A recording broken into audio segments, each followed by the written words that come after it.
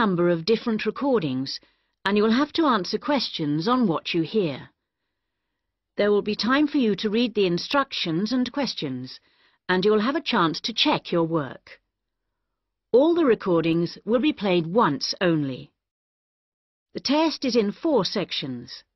At the end of the real test, you will be given 10 minutes to transfer your answers to an answer sheet.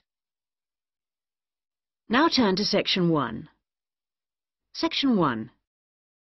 You will hear a conversation between an optometrist and a patient who has come for an eye test. First, you have some time to look at questions 1 to 6.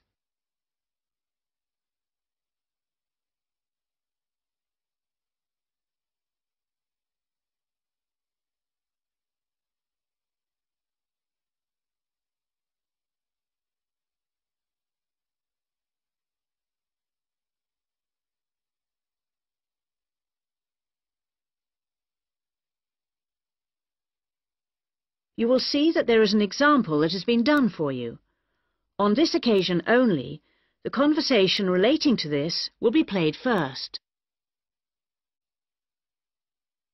Good morning. Can I help you? Yes, I'm here for an appointment at 10 o'clock with the optometrist. I'm a little early. I know it's only 10 to 10. Are you Simon Lee? Yes, I am. The time of the appointment is 10 o'clock. So 10 a.m. has been written in the space. Now we shall begin. You should answer the questions as you listen, because you will not hear the recording a second time. Listen carefully and answer questions 1 to 6. Good morning. Can I help you? Yes, I'm here for an appointment at 10 o'clock with the optometrist. I'm a little early. I know it's only 10 to 10. Are you Simon Lee? Yes, I am.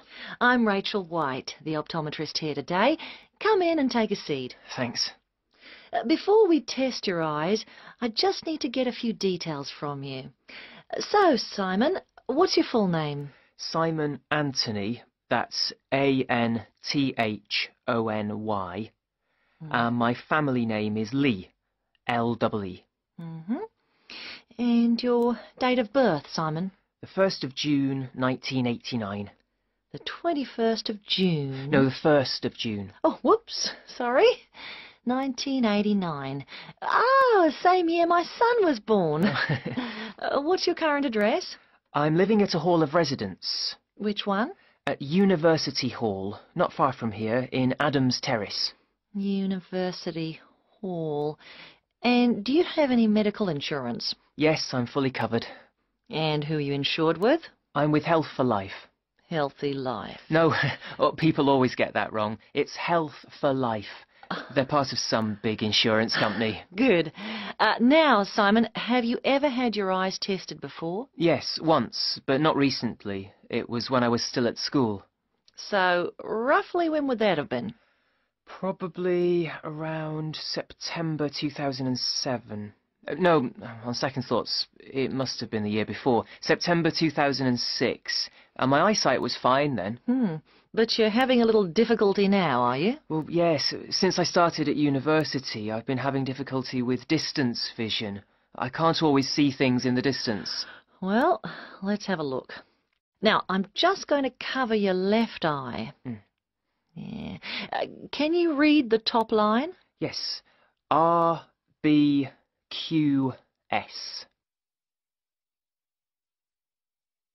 Before you hear the rest of the conversation, you have some time to look at questions 7 to 10.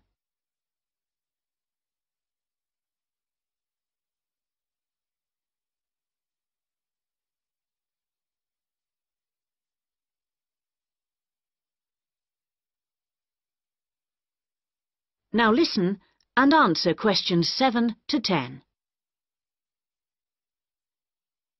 Well, Simon, your eyes have obviously got a little worse since your last test, and I think you're going to need to wear glasses.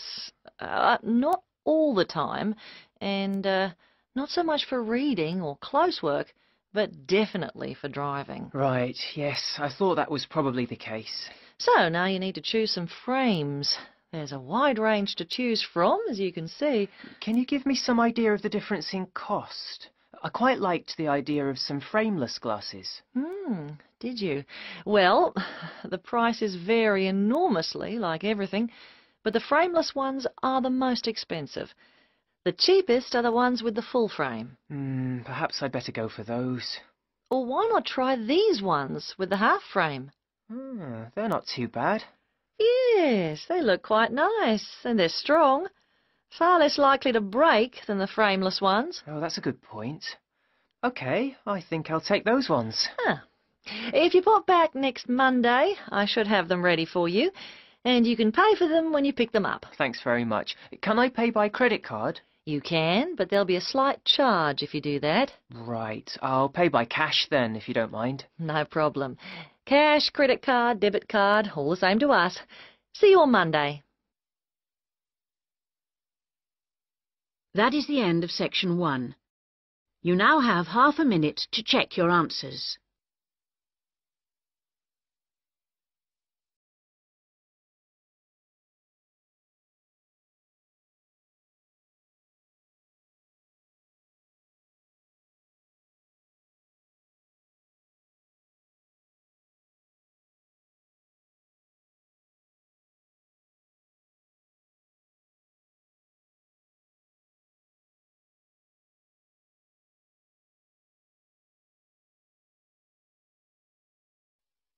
Now turn to section 2.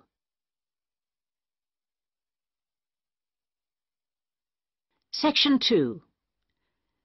You will hear an extract from an audio guide to the Taj Mahal. First, you have some time to look at questions 11 to 16.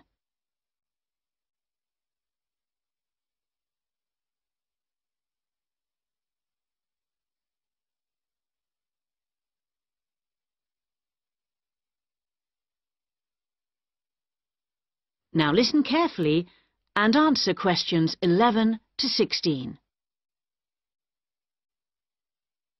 Welcome to our audio tour of the Taj Mahal. The Taj Mahal is the most popular tourist attraction in India. It's also one of the most spectacular buildings of the world and is considered as a symbol of love. But how many people realize that it was actually built as a tomb or burial place for the emperor's wife? The Taj Mahal was built by the Mughal Emperor Shah Jahan to commemorate his beloved wife Mumtaz Mahal when she died, and although this was not his original intention, for he had planned to build a black marble tomb for himself, they both lie side by side in the tomb today. Emperor Shah Jahan's two greatest passions were architecture and jewelry, and both are represented here in all their splendor. The most skilled architects and craftsmen came from across India and countries as far away as Persia and Turkey. Much of the structure was built in white marble that was carried by 1,000 elephants all the way from the Indian region of Rajasthan, some 300 kilometers away. Crystal and jade came from China, sapphires from Sri Lanka, and turquoise from Tibet. But there's a lot more to the Taj Mahal than just the tomb. So let's have a look at the overall plan before we take a walk through the magnificent gardens. Your tour begins here, at the point marked with an X on the plan. This is known as the main gateway. Walk through the gate and you come into an elaborate garden. There are 2 marble canals studded with fountains which cross in the center of the garden, dividing it into 4 equal squares. Each of these 4 quarters is then subdivided into flower beds, so there are 16 flower beds altogether. The tomb stands majestically at the north end, not in the center, as you might have expected. Instead, at the center of the garden, halfway between the tomb and the gateway, there's a raised pond which provides a reflection of the Taj Mahal. It's a magnificent sight. On either side of the tomb, there are buildings made of red sandstone. The one to the west, to the left on our plan, is a mosque. It faces towards Mecca and is used for prayer. On the east side of the Taj is a building known as the Rest House. It's like the twin of the mosque, but because it faces away from Mecca, it was never used for prayer. Before you hear the rest of the guide, you have some time to look at questions 17 to 20.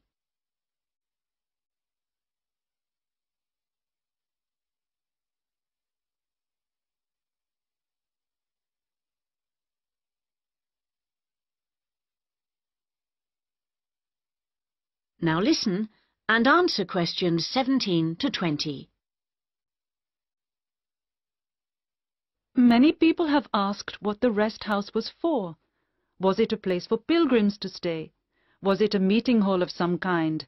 Perhaps the most likely answer to this question is that its purpose is purely aesthetic, to act as a visual balance for the mosque and preserve the symmetry of the design of the whole complex. Let's have a look at some of the engineering features of the garden.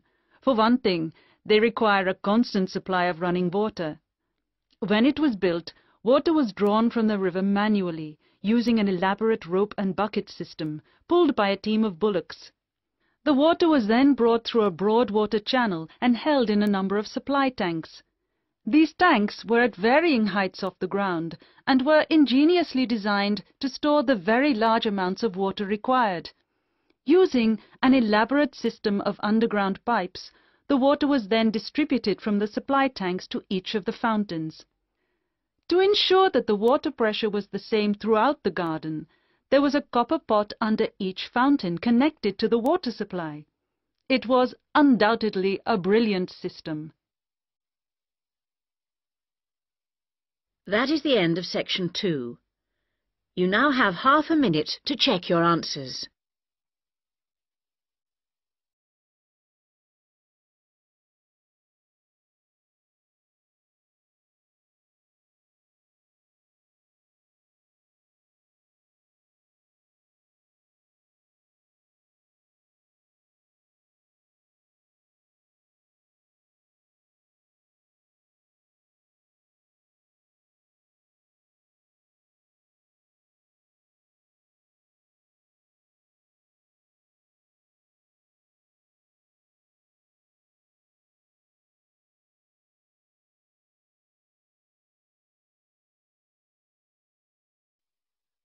Now turn to section 3. Section 3. You will hear a tutor and 2 students discussing the crop rice. First, you have some time to look at questions 21 to 24.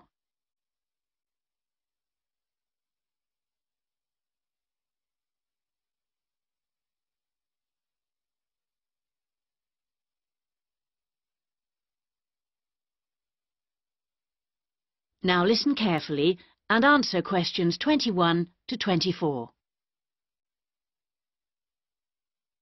Good morning, everyone.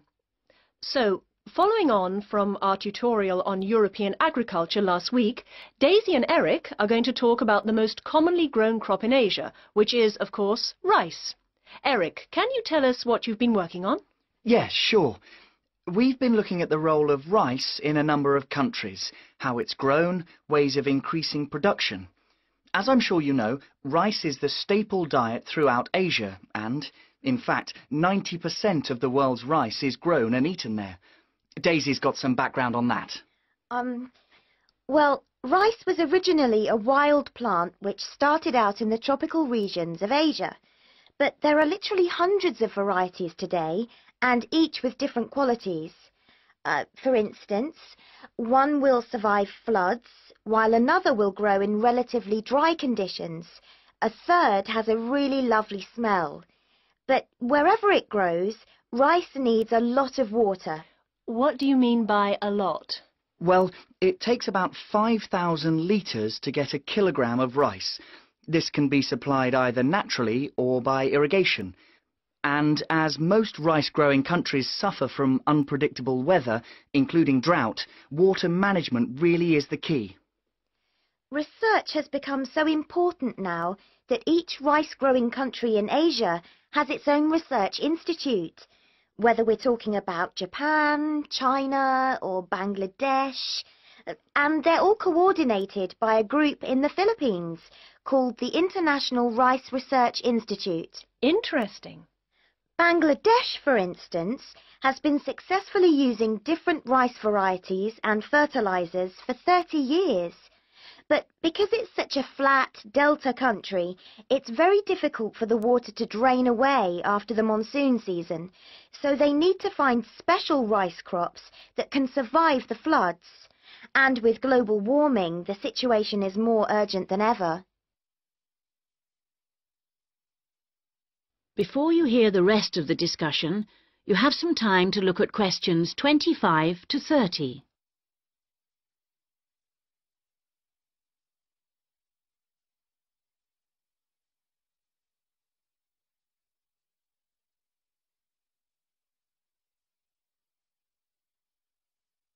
Now listen and answer questions 25 to 30.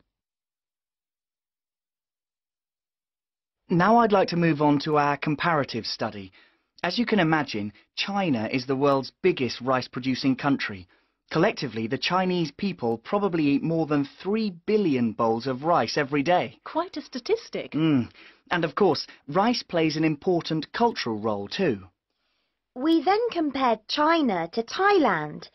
You know, even though Thailand only has about 64 million people, it's the world's #1 exporter of rice. Not China, as you might imagine. Is that so? Yes, they send their rice everywhere, in particular to Europe, as well as Africa and the Middle East. Apparently, the fact that jasmine rice is growing in popularity is one reason why Thailand's rice export industry is doing so well. People want something a bit different. And of course, Thailand is well suited to rice growing. Good climatic conditions and lots of fresh water. Going back to China for a minute, we should mention that at the Rice Research Institute in Huangzhou, they're working on ways of improving rice yields using less water. By yields, you mean the amount they can grow? Yes, they're trying to find ways to get more rice from less land, improve the taste, but also have other things in it besides carbohydrates, so that it's healthier, better for you. Good idea, considering it's the staple food. And then you've got Japan, which is totally self-sufficient when it comes to rice.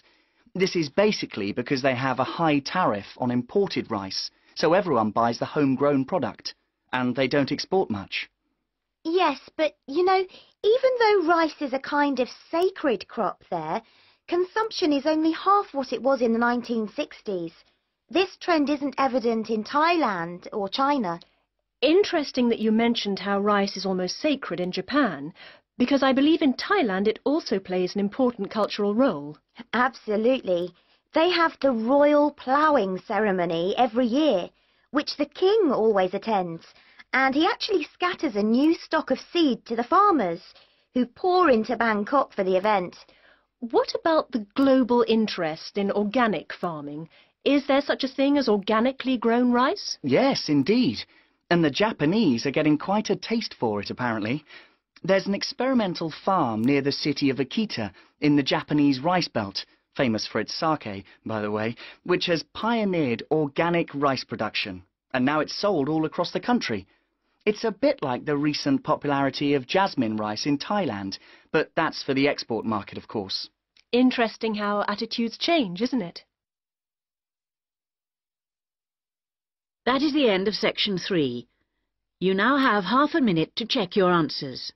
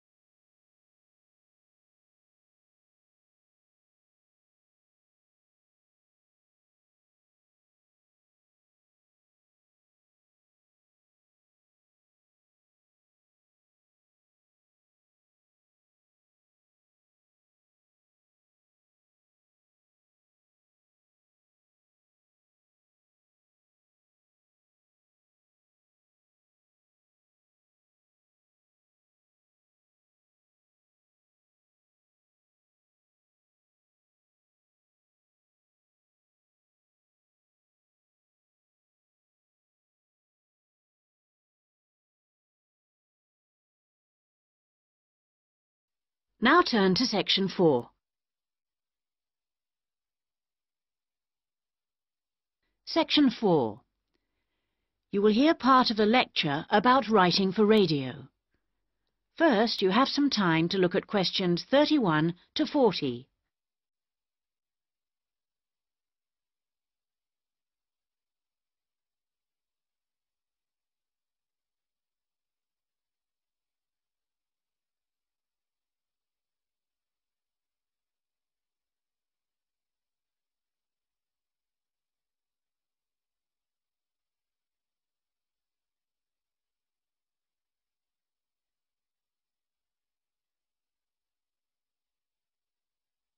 Now listen carefully and answer questions 31 to 40. We're going to move on today to look at some of the key principles of writing for radio. Of course, the main thing that you have to remember is that a radio script is not written to be read, but to be spoken and heard. Now, putting this into practice is more difficult than it seems, because writing as we speak involves abandoning many of the normal rules of writing that have been taught to us from an early age. This is because we need to concentrate on how the piece sounds. Written words convey information, but they don't convey the full meaning of what you want to say. They don't tell you what to emphasize, what speed something should be read at, or where the pauses should come. So these have to be indicated in a script. Whatever is said on radio, whether it's a link to a magazine program, a film review, or even a voice piece in the news, needs to sound as if it's coming from the mind of the speaker, almost like part of a conversation, rather than something that's being read. Before you begin to write, it's a good idea to know who you're talking to visualize a typical member of the radio station's audience. If you're writing a film review for a local audience, for example, think about how you'd tell your grandmother about the film. Or if you're reviewing a pop concert, think about how you'd tell your friend about the band. The words have much more impact if each person feels they're being spoken to directly. So your tone needs to be informal. Rather than using impersonal words like listeners or the audience, you can make it more informal. Include them in what you're saying by referring to us and we. Once you know who you're talking to, the next thing is to work out what you're going to say. Don't forget that the person listening to you has no opportunity to ask questions. And in the same way, you can't repeat what you've just said. For these reasons, it's important that your script is logical and progresses smoothly. Too many facts too close together will cause confusion, so space them out evenly. The best scripts allow listeners to visualize what you're describing. For example, instead of giving the physical dimensions of a field, describe it as being the size of, say, a football pitch. If you're talking about a tall building, relate it to perhaps a 10-story block of flats. Now, all scripts need something that will grab the attention of the listener. You need something that will make them say, "Hey, I want to stop and listen to this." So the first sentence has to do this for you. It needs to be intriguing, interesting, and then it needs to be backed up by a second sentence that explains what you're talking about. The last sentence should also give your listeners food for thought and can be in the form of a question or a statement that sums up the item. After you've finished your script, you need to polish it up. And the most effective method of doing this is by reading it aloud. This also helps you to avoid tongue twisters or words that you might find awkward to pronounce. That is the end of Section 4. You now have half a minute to check your answers.